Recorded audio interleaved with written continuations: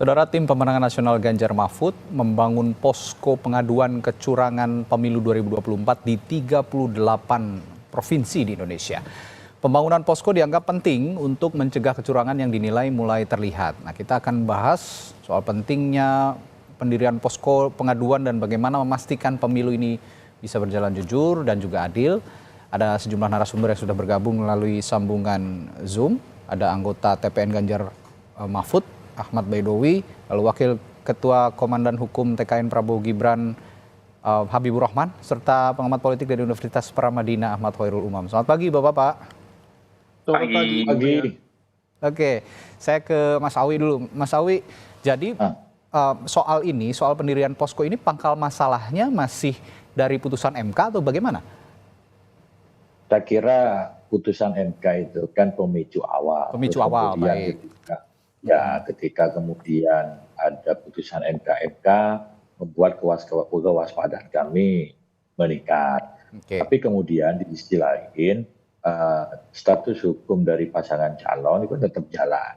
Itu nggak ada masalah, kita nggak jadi soal. Kan ke depan kita antisipasi karena kita ini di seluruh Indonesia, pilpres kita ini di 38 provinsi itu kan tidak mudah bagi masyarakat yang ingin berpartisipasi untuk misalkan ketika ada kejanggalan-kejanggalan dalam prosesnya, maka kemudian kita mempermudah mereka misalkan ketika ada temuan masyarakat melihat, maka dengan adanya posko itu masyarakat lebih mudah berinteraksi dengan kami. Karena kan seringkali masyarakat awam itu kan tidak tahu mau kemana mereka harus menyampaikan. Misalkan ke Bawaslu, tetapi kan tidak semua orang memiliki kemampuan untuk itu. Nah, dengan disediakannya posko-posko pengaduan itu, kedekatan kita dengan masyarakat itu kan lebih terjaga, lebih dekat.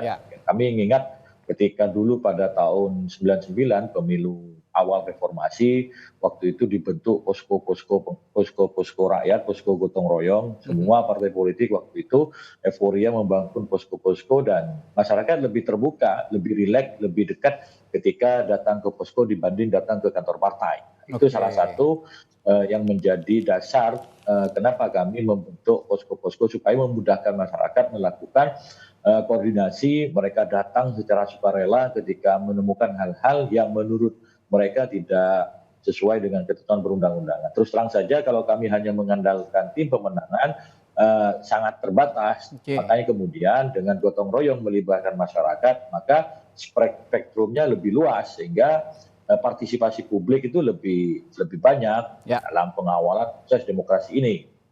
Baik. Ini berarti salah satu alasan kenapa tim ses Ganjar Mahfud memilih posko sebagai cara pencegahan untuk kecurangan pemilu supaya publik lebih nyaman begitu ya melaporkan jika memang ada kecurangan-kecurangan yang terdeteksi oleh masyarakat langsung. Nah, Bung Habib, Anda melihat pendirian posko ini sebagai sesuatu yang wajar atau berlebihan menurut Anda? Menurut saya wajar ya, dan pasti di semua paslon membentuk yang namanya fungsi advokasi, direktorat advokasi ya. Jadi kalau berangkat dari putusan MK ya, sekarang kan publik sudah bisa membaca putusan MK. Jadi sangat tidak tepat jika putusan MK dijadikan alasan ya, dijadikan dalih untuk mengantisipasi terjadinya kecurangan. Karena yang bermasalah setelah masyarakat membaca, para profesor membaca, justru putusan MK. Bagaimana mungkin MK memutus ya seorang Anwar Usman melakukan kesalahan berat, tetapi tidak ada secuil pun bukti terjadinya intervensi kekuasaan. Jadi sudah gugur. Kalau soal sikap berhukum yang disebut dengan jurisprudensi ya, mengimplementasikan dan menjalankan jurisprudensi pengesampingan azas benturan kepentingan itu kan sudah terjadi sejak zaman orang yang menjatuhkan sanksi sendiri yaitu Pak Jimli Asidiki. Jadi yang ada masalah moral justru putusan MK kalau menurut saya.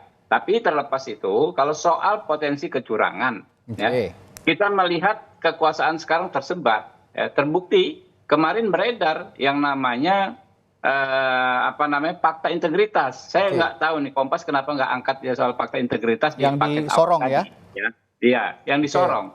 Ya, bagaimana mungkin seorang pejabat bupati ya diduga diminta memenangkan salah satu pasangan calon. Ya, itu kan bukti yang sampai saat ini belum secara substantif dibantah bahkan oleh Pak Menko Polhukam yang notabene juga cawapresnya Pak Ganjar. Lalu terbukti kemarin, Mas, di Majalengka ada seorang ketua DPC PDI Perjuangan yang saat itu juga adalah bupati melanggar ya yang diputus Bawaslu kemarin, melakukan pelanggaran, sudah ada putusannya. Jadi memang ini potensi pelanggaran ya bisa terjadi di mana-mana dan kita tentu mengantisipasi. Kalau soal pencopotan baliho ya, kalau semua orang yang ikut dalam berproses kepemiluan pasti paham sekali.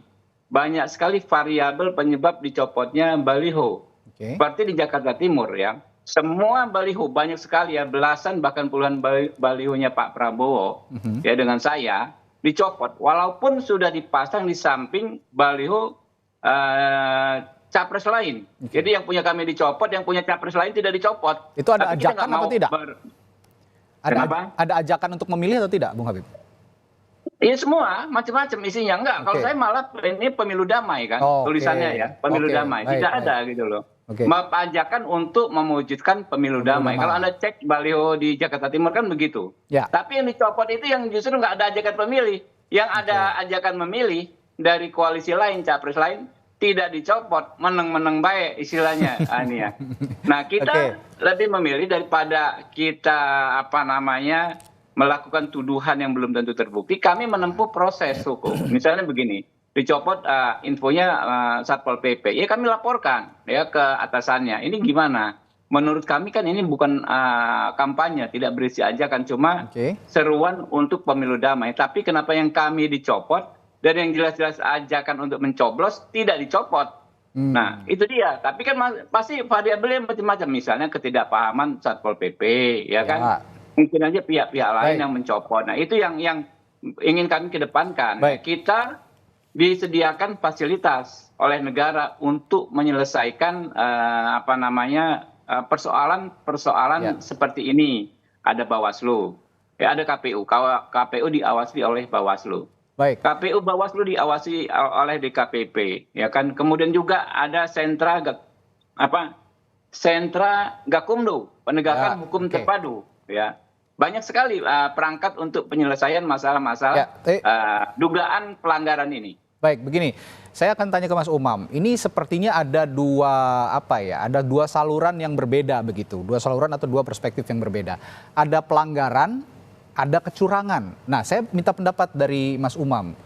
Ini apakah memang berbeda konteksnya pelanggaran dan kecurangan? Kalau pelanggaran kan yang merugikan, dianggap merugikan, tadi ada yang kampanye belum waktunya. Nah, bagaimana Anda melihat ini?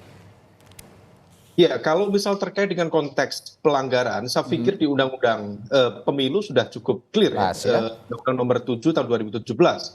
Ada cukup banyak beberapa jenis pidana, kalau misal dikategorikan pidana dalam konteks kepemiluan, mulai dari keterangan palsu dalam konteks kepesertaan pemilu, kemudian terkait dengan mengacau atau menghalangi atau mengganggu kampanye, kemudian kampanye di luar jadwal, kemudian larangan kampanye yang juga cukup banyak terkait dengan hasutan, kemudian mempersoalkan dasar negara dan lain sebagainya. Nah, di dalam konteks itu saya pikir sudah cukup clear dan masing-masing bisa bermain dan menjadi watchdog bagi satu sama yang lain. Tetapi kalau misal bicara terkait dengan konteks kecurangan, kecurangan itu adalah sebuah praktik yang dilakukan secara tidak vulgar, tetapi kemudian dilakukan dengan cara-cara yang barangkali terstruktur, sistematis, tetapi tidak ditunjukkan di hadapan publik. Nah, terkait dengan hal itu, memang kecurangan ini yang kemudian berpotensi memunculkan dispute, memunculkan perselisihan yang justru bukan hanya pada level elit, tetapi pada level di akar rumput yang seringkali memicu konflik dan juga benturan antara kekuatan. Kecurangan-kecurangan itu yang tampaknya kemudian perlu diantisipasi, mulai dari tadi terkait dengan start kampanye, kemudian yang lebih sensitif itu terkait dengan konteks mobilisasi kekuatan yang kemudian seringkali menggunakan instrumen kekuatan negara di level akar rumput, di level daerah. Nah, itu yang kemudian seringkali memunculkan jealousy, memunculkan kecemburuan antara satu kontestan dengan kontestan yang lain. Nah, oleh karena itu, apa yang menjadi kekhawatiran dari teman-teman di PDIP, termasuk teman-teman dari P3, Mas Awi wa alihi washabihi ajmain, dan teman-temannya, itu menjadi cukup relevan. Karena bagaimanapun juga kalau misal kemudian apa yang terjadi di Gianyar kemarin ya, di Bali, kemudian apa yang terjadi di Sumatera Utara, kalau misal kemudian itu terjadi secara masif, tentu akan berimbas cukup signifikan terhadap misalnya kredibilitas, bahkan juga pada level elektabilitas Pak Ganjar Pranowo dan juga Pak Mahfud MD. Tetapi di saat yang sama, tentu ini bukan kemudian tudingan yang dialamatkan pada satu pihak. Maka data yang kemarin terkait dengan Kabinda ya terjadi di Sorong, tentu ini perlu dikonfirmasi seberapa valid data itu, karena kalau misal Kabinda sendiri, kepala bin daerah, berlaku dan juga memainkan instrumen itu secara masif, secara sistematis, maka kemudian dugaan bagi terjadinya politisasi kekuasaan negara itu bukan hanya terjadi pada satu kubu saja, tetapi kemudian juga berpotensi dilakukan oleh siapapun yang punya akses terhadap kekuasaan. Nah, problemnya yang menjadi concern kita dari civil society, kekuasaan ini per hari ini terdistribusi secara merata di masing-masing kekuatan politik yang ada. Tentu dalam konteks BIN, menurut informasi spekulatif lebih dekat dengan partai tertentu. Saya tidak mungkin menyebutkan di sini. Lalu kemudian dalam konteks infrastruktur kekuatan, dalam konteks kementerian, tentu itu sudah terdistribusi berdasar pada job desk atau dalam konteks pembagian struktur kekuasaan yang ada. Nah, kalau misal kemudian itu tidak bisa diantisipasi, inilah yang kemudian menciptakan situasi yang betul-betul memanipulasi demokrasi itu sendiri. Karena bagaimanapun juga nanti yang terjadi adalah praktik kanibalisme, saling memangsa satu sama lain, tetapi menggunakan instrumen kekuasaan yang tidak pada tempatnya. Bukan hanya tidak etik secara moral berdemokrasi, tetapi juga betul-betul menabrak aturan yang seringkali itu dilakukan tidak secara terbuka, sehingga kemudian kita kategorikan itu sebagai sebuah bentuk kecurangan. Oleh karena itu, dugaan-dugaan kecurangan itu tampaknya tidak hanya dialamatkan pada satu pihak, tetapi juga elemen-elemen yang berpotensi memiliki akses langsung terhadap kekuasaan itu sendiri. Ya, saya kembali ke Mas Awi, dan saya rasa juga Mas Umam tadi sepakat bahwa kecurangan dan pelanggaran itu dua hal yang berbeda. Taraf kadarnya begitu itu lebih tinggi sepertinya untuk kecurangan, karena agak sulit ya melihat atau mendeteksi kecurangan-kecurangan ini, apalagi tadi soal mobilisasi aparat atau mobilisasi pejabat negara, ini yang juga harus kita awasi bersama atau kita kawal bersama. Nah, saya balik ke Mas Awi. Mas Awi, kemarin Mas Ganjar Pranowo, capres Anda, juga sempat bilang bahwa saat ini tim Satgas ya, ada Satgas khusus begitu ya untuk mendeteksi kecurangan-kecurangan itu, untuk kemudian nanti dianalisis begitu apakah ini bentuk kecurangan yang fatal atau tidak, dan akan juga mengumpulkan bukti-bukti serta data-data yang terkait soal kecurangan itu. Seberapa masif sebenarnya laporan kecurangan pemilu yang masuk ke tim Anda, dan apa kanalnya, di mana untuk menyalurkan laporan ini? Apakah ke Bawaslu atau apa langsung saja diumumkan kepada publik atau seperti apa? Ya, banyak laporan-laporan yang masuk ke TPN, maka kemudian mereka kan banyak yang tidak punya akses secara langsung. Maka kemudian kita menginisiasi untuk membentuk posko-posko pengaduan di provinsi dan kabupaten kota. Tentu segala sesuatu terkait dengan kecurangan pemilu, dugaan pelanggaran pemilu, ya kita sampaikan ke pihak yang berwenang, yakni ada Badan Pengawas Pemilu. Kalau kemudian ada unsur, kemudian itu biasanya ditindaklanjuti dengan unsur ada tidaknya dugaan tindak pidana pemilu yang akan ditindaklanjuti dengan penegakan sentra hukum pemilu atau Gakumdu. Namun demikian, kita poinnya adalah ingin melibatkan partisipasi publik yang luas terkait dengan pengawasan kepemiluan kita, khususnya untuk mengantisipasi kecurangan dan pemanfaatan jabatan untuk kemenangan pihak-pihak tertentu. Kita tidak sedang menuduh pihak-pihak tertentu, tapi setidaknya begini, hampir lebih dari separuh di Indonesia ini, Mas, jabatan kepala daerah dijabat oleh penjabat kepala daerah. Yang hal itu ditunjuk langsung oleh pemerintah pusat. Nah, kami harapkan pemerintah pusat dalam hal ini Mendagri, dalam hal ini Presiden itu tetap menggunakan kekuasaannya secara proporsional. Artinya apa? Berdiri di atas semua golongan. Komitmen yang disampaikan Presiden Jokowi di hadapan para calon presiden itu kami tetap pegang teguh, dan itu kita harapkan tetap dilakukan secara proporsional, artinya berdiri di atas semua kepentingan bangsa. Nah, ini yang harus dijawab. Misalkan tadi Mas Umam menyitir terkait dengan bagaimana perusakan penurunan alat peraga Ganjar Mahfud di Gianyar ternyata diperintahkan oleh seorang pejabat kepala daerah. Ketika misalkan Pak Jokowi mau hadir ke sana. Pada sisi yang lain, ketika Presiden Jokowi hadir ke Mentawai, Sumatera Barat, di situ alat peraga pasangan yang lain dengan salah satu anggota DPR dibiarkan begitu saja. Nah, ini kan dari situ udah kelihatan publik akan menilai. Nah, jangan sampai hal terjadi seperti itu. Kalaupun kemudian ada dugaan-dugaan yang misalkan mengarah ada fakta integritas, ya silakan aja diusut. Kita yang belum tentu validitas datanya seperti apa. Termasuk ketika misalkan kemarin ada oknum Satpol PP yang menurunkan APS alat peraga sosialisasi dari Ganjar Mahfud di Pematang Siantar menjelang kedatangan Pak Ganjar, itu jelas pakai atributnya, kepala daerahnya siapa. Nah, kemudian ya kita lanjutkan ke pihak yang berwenang. Sekali lagi, adanya posko-posko pengaduan itu bukan berarti ketidakpercayaan kepada pihak yang berwajib, dalam hal ini Bawaslu ataupun kepolisian, tetapi lebih membantu mengadvokasi tim-tim kami di lapangan, masyarakat yang ingin berpartisipasi itu bisa lebih mudah aksesnya. Tentu kita akan melakukan advokasi kepada mereka. Ya, ngomong-ngomong soal komitmen Jokowi yang disinggung Mas Awi tadi, Presiden Jokowi selain di hadapan para capres, sebenarnya juga ada komitmen dengan para kepala daerah. Beliau juga sempat mengumpulkan para kepala daerah untuk menginstruksikan, juga mengingatkan untuk tetap netral atau tetap tidak memihak kepada salah satu calon secara belak-belakan begitu ya.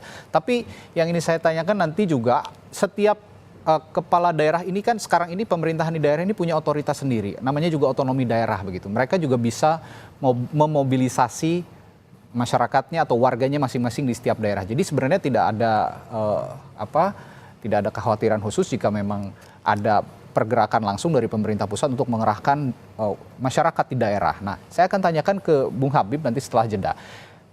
Ini konteksnya pelanggaran dan juga tadi ada kecurangan. Kalau memang pelanggaran itu kan barangnya jelas, pidana begitu ya, dan ini bisa diproses. Nah, kalau kecurangan ini yang sepertinya tadi masih abu-abu. Saya akan tanya, kalau yang dikeluhkan Anda tadi soal pelanggaran, bagaimana soal kecurangan? Apa yang Anda tangkap soal indikasi kecurangan ini? Tapi jangan dijawab dulu, Bung Habib. Saya akan ke Anda nanti setelah jeda, tetaplah di Sapa Indonesia Pagi.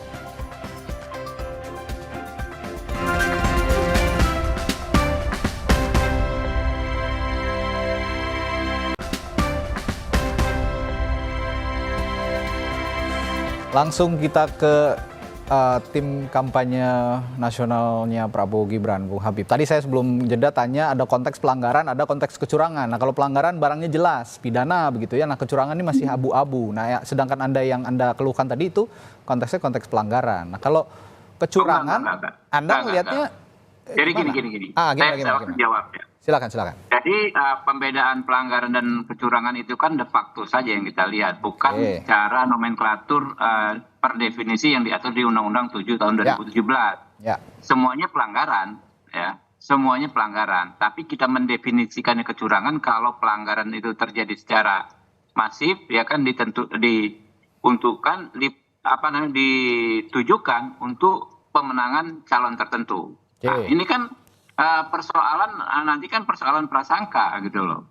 Nah, kalau kacamata penegakan hukum ya semuanya pelanggaran, dan semua pelanggaran harus ditindaklanjuti, harus diusut tuntas dan dimintai pertanggungjawaban siapa yang melanggar. Ada pelanggaran yang sifatnya masih administrasi, ada yang merupakan tindak pidana pemilu.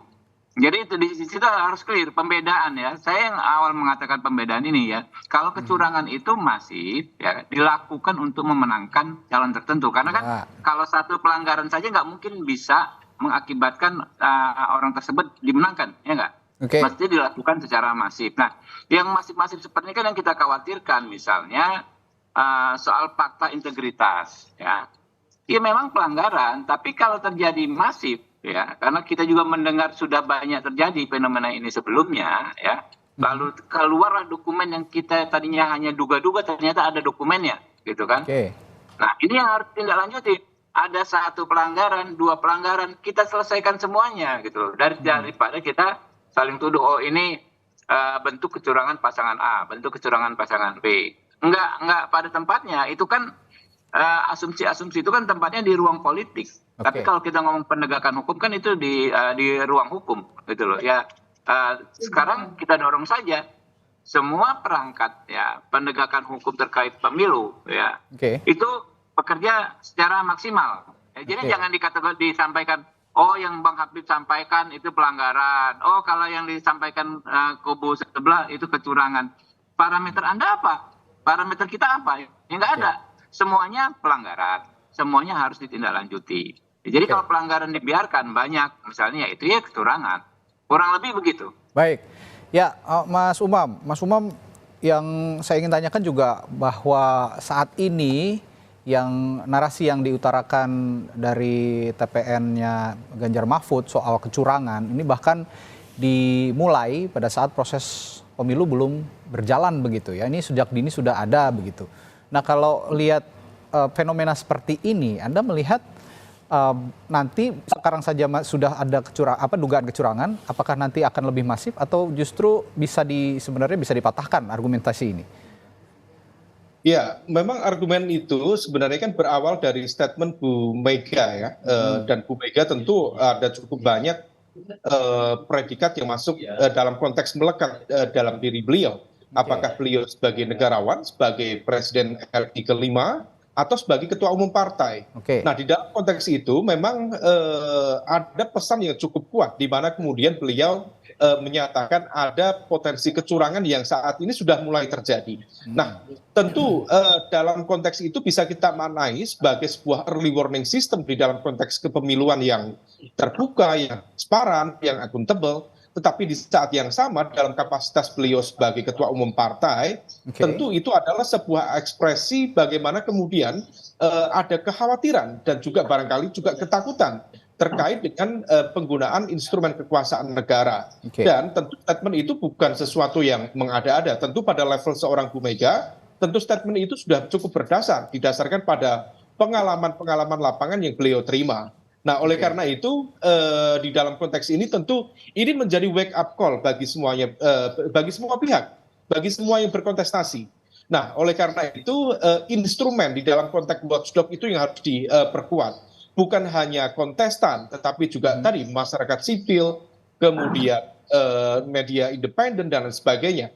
Tetapi di saat yang sama yang kemudian perlu diperkuat adalah menjadi concern kita terkait dengan netralitas, independensi, dan keberanian dari penyelenggara pemilu. Di dalam konteks ini yang menjalankan fungsi pengawasan, yaitu Bawaslu. Nah, problemnya adalah Bawaslu kita itu secara desain tentu kuat, karena dia memiliki karakter yang independen, netral, dan memiliki derajat yang sama dengan KPU. Artinya dia betul-betul sama. Nah, tetapi di dalam konteks pelaksanaan di lapangan, seringkali Bawaslu itu tidak memiliki keberanian untuk menindak secara tegas, kemudian memproses laporan-laporan yang barangkali dalam konteks politik agak sensitif. Nah, di level inilah yang kemudian seringkali dianggap ini Bawaslu ada, tapi seperti tidak ada. Jadi wujuduhu ka'adamihi. Nah, ini yang kemudian menjadi refleksi bagi kita. Tentu kita semua pihak, termasuk dari para kontestan, harus menguatkan kepercayaan diri dan keberanian Bawaslu. Karena bagaimanapun juga pemilu yang transparan harus didasarkan pada kejujuran dan fairness yang ada. Karena kalau misal tidak, tentu impact-nya bisa kemana-mana. Bukan terjadi konsolidasi demokrasi, tapi manipulasi demokrasi yang kemudian terjadi secara sistematis dan struktur di pemilu nanti. Ada sepertinya ada juga unsur pakai begitu ya dari Bawaslu ini karena tidak terlalu berani begitu bertindak jika memang isunya sensitif, apalagi berkaitan dengan lingkaran kekuasaan, mungkin seperti itu ya maksud Anda, Mas Umam? Seringkali bukan sekedar ewoh pakewoh, Mas, tetapi ada kemudian tekanan dan juga kekhawatiran secara politik, karena bagaimanapun juga Bawaslu itu institutional desainnya itu dipilih oleh partai politik.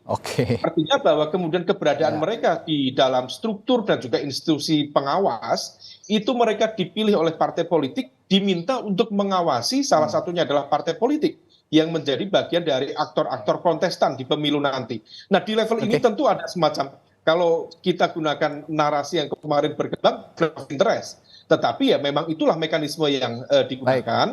Nah, oleh karena itu, kekhawatiran-kekhawatiran ini, titik-titik celah ini atau loopholes ini harus ditutup. Salah satu penutupnya adalah ya dengan memperkuat basis dukungan masyarakat sipil, di backup secara optimal. Dan kita kalau misal bicara tentang keberanian itu bukan sesuatu yang sifatnya self-entrench kepada individu, para pimpinan atau komisioner KPU atau Bawaslu, tetapi betul-betul sesuatu yang sifatnya politically engineered, yang memang dibentuk secara politik sehingga mereka berani tampil konsisten, independen, dan netral, dan serta pihak kepada siapapun. Sebagai penutup, Mas Umam, sebelum nanti juga pertanyaan penutup untuk Bung Habib dan juga Mas Awi, jika kita melihat upaya dari tim pemenangan nasional Ganjar Mahfud yang mendirikan posko pengaduan, ada satgas juga untuk mencegah kecurangan ataupun juga ada pelanggaran pemilu, seberapa efektif sebenarnya ini bisa mendeteksi dan juga bisa memberikan gambaran perspektif kepada publik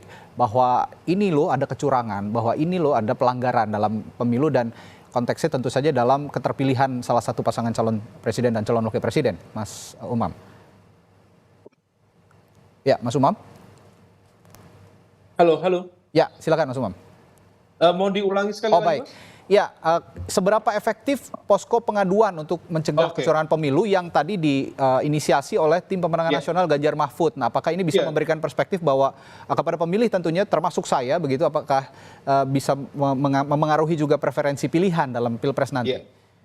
Iya, saya pikir itu sangat penting dan relevan untuk membentuk tempat-tempat aduan, ya, rumah-rumah aduan. Karena bagaimanapun juga seringkali aduan di level akar rumput itu seringkali tidak disertai dengan laporan detail, data detail, dan juga materi laporan yang cukup signifikan dan memadai. Nah, oleh karena itu tugas dari tim sukses termasuk juga rumah-rumah pengawas setidaknya bisa melengkapi setiap poin-poin yang dibutuhkan. Data dan juga keterangan informasi dibutuhkan untuk melengkapi materi aduan. Nah, kalau misal kemudian itu sudah bisa di cover dengan baik, maka kemudian yang diajukan ke Bawaslu itu bukan sesuatu yang sifatnya scattered, tetapi betul-betul kemudian sudah matang dan kemudian didasarkan pada setidaknya misal alat bukti yang kuat dan juga saksi yang kuat juga. Nah, disinilah yang kemudian menjadi penting dan relevan bagaimana rumah aduan itu dibentuk, dan itu adalah bagian dari bentuk partisipasi publik dalam konteks mengawasi, melakukan pengawasan dan juga membantu kerja-kerja Bawaslu. Karena kalau misal kemudian materi laporan itu tidak disistematisir, tidak dibentuk dengan baik, itu nanti Bawaslu bisa overload. Nah, ini yang kemudian fungsi secara optimal bisa dijalankan. Baik. Terakhir singkat Bung Habib, saya akan mengutip dulu pertanyaan ini, pernyataan ini dan mengajukan pertanyaan Anda untuk direspon. Saya akan mengutip pidatonya Pak Prabowo bahwa kejujuran itu harus utuh, seutuh-utuhnya. Nah, kalau melaksanakan pemilu yang curang ini berarti mengkhianati bangsa dan rakyat Indonesia. Dengan demikian Pak Prabowo juga sepakat dengan calon-calon presiden dan calon wakil presiden yang lain bahwa kita harus mengawal pemilu ini tanpa kecurangan. Respons Anda soal itu? Ya, itu dia persis seperti yang saya sampaikan pada awal acara ini, ya, bahwasanya kita bicara kecurangan itu kan erga omnes istilahnya, kalau mengacu pada apa praktek di Mahkamah Konstitusi berlaku untuk semua. Apa yang disampaikan oleh Ibu Mega itu kan berlaku untuk semua juga. Apa yang disampaikan oleh Gus Muhaimin itu berlaku untuk semua. Jadi mereka kan para negarawan ya, menyampaikan sesuatu itu tidak tendensius. Nanti kita di bawah tentu menerjemahkannya juga dengan paradigma yang sama, dengan tidak tendensius, bahwa setiap pelanggaran kita laporkan. Dan setiap laporan kita kawal penyelesaiannya secara hukum. Dan ketika sudah ada produk hukumnya, ya, apakah laporan kita terbukti atau tidak terbukti, tentu kita harus menghormati. Karena itulah yang kita sepakati untuk menyelesaikan semua persoalan-persoalan kita tersebut. Baik, terakhir Mas Awi juga, kemarin kan Capres Anda, Mas Ganjar Pranowo mengatakan supaya tidak jadi fitnah, data-data dan fakta-fakta yang sedang dikumpulkan ini juga kemudian akan diproses dan juga dipublikasikan kepada publik. Nah, kira-kira kapan publik bisa tahu apa sih pelanggaran yang dimaksud atau kecurangan yang dimaksud dari TPN Ganjar Mahfud? Ya, kita sedang inventarisasi di setiap posko-posko itu. Nanti datanya ketika sudah valid tentu akan kita tindak lanjuti ke lembaga yang berwenang, yakni Bawaslu. Nah, ketika sudah resmi ke Bawaslu itulah itu menjadi hak publik untuk tahu mana saja data-data yang menurut kami itu masuk kategori dugaan kecurangan yang dapat merugikan pihak-pihak kami dan juga dapat diduga menguntungkan pihak-pihak tertentu. Tentu keberadaan posko yang kami bangun untuk pengawalan demokrasi, setidaknya kami belajar dulu selain di posko gotong royong di tahun 99, hari ini anggota DPR itu memiliki rumah aspirasi di dapilnya masing-masing. Dan itu lebih efektif untuk berinteraksi langsung dengan masyarakat, karena masyarakat kalau mau datang ke kantor partai, mau datang ke kantor DPR itu agak segan. Tetapi kalau datang ke rumah aspirasi, mereka terbuka 24 jam. Sama halnya dengan posko pengaduan yang akan kami bentuk yang akan terbuka 24 jam. Baik, ya. Perbincangan pagi hari ini kalau saya boleh simpulkan ini dalam upaya untuk memutus keraguan-raguan publik terhadap proses pemilu. Jadi bukan keraguan-raguan terhadap salah satu pasangan calon tertentu, tapi terhadap penyelenggaraan pemilu secara keseluruhan supaya bisa sama-sama dilaksanakan jujur, adil, dan demokratis. Nah, ini lingkar ketidakpercayaan ini perlu diputus dengan terobosan-terobosan dari para elit untuk mengedepankan aspek etik yang dijunjung tinggi dalam berdemokrasi. Terima kasih anggota TPN Ganjar Pranowo Mahfud MD Ahmad Baidewi, Wakil Ketua Komandan Hukum TKN Prabowo Gibran Habibur Rahman, dan pengamat politik dari Universitas Paramadina Ahmad Khairul Umam telah berbagi informasi dan perspektifnya di Sapa Indonesia Pagi. Sehat selalu Bapak-bapak, sampai jumpa lagi.